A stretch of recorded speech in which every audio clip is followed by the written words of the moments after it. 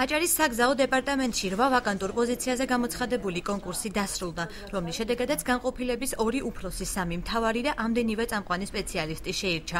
საყურადღებოა ის ფაქტი, რომ წელსწამყვანი სპეციალისტების თანამდებობის დაკავების უფლება საშუალო განათლების მქონე პირებსაც მიეცათ. კონკურსს კი არც ერთი არასამთავრობო ორგანიზაცია არ აკვირდებოდა. წამყვან სპეციალისტს, ამით ჩვენ შანსი მივეცით ყველა ადამიანს, ყველა მსურველს, რომ მიეღო მონაწილეობა და მოთხოვნებში გვაქვს წარმოადგენილი მხოლოდ საშუალო განათლება და გამოცდილება არ არის გამოცდილება. არასამთავრობოები რატომ არ მოიწვიეთ?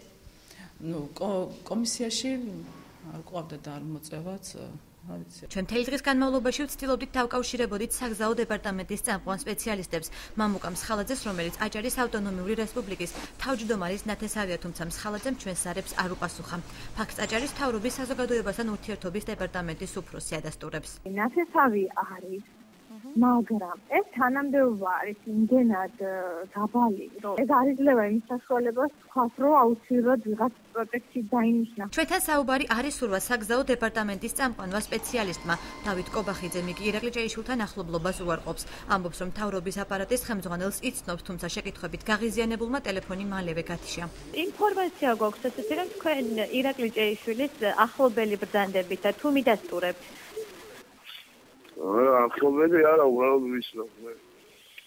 სამოქალაქო საზოგადოების ინსტიტუტის ბათუმის ფილიალის ხელმძღვანელი ნათი აფხაზავა აცხადებს, რომ საჯარო მოხელე ვალდებულია მედიის შეკითხვებს უპასუხოს და კონკურსის შესახებ ინფორმაცია საჯარო გახადოს.